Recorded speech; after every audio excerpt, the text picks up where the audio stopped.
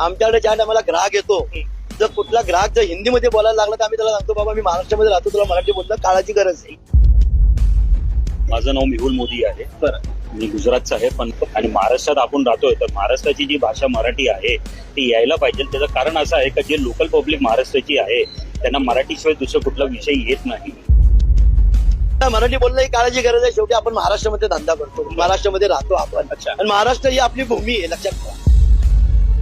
माझं नाव संजय परमार आहे. मी मूळचा राजस्थानचा आहे.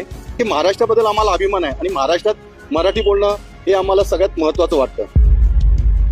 आपण महाराष्ट्र राहतो, भले आम्ही गुजरात असो किंवा मारवाडी असो, पण मराठी आपण महाराष्ट्र राहतो तर मराठी बोलायलाच पाहिजे. पण काय असो, भले थोडं पण मराठी ह्याच्यामध्ये हे बोलणं कंपल्सरी. मी राजस्थानवरून आहे. बरं. आणि माझं नाव आहे संजय सोनैया. अच्छा. की मराठी बोलतो बऱ्यापैकी. मित्र आमचे मराठी. आमच्यातनं तर कधी कधी असं आमची भाषा मराठीतच बोलचाल जास्त होती. आम्ही गप्पे पण मारतात तर मराठीतच मारतो.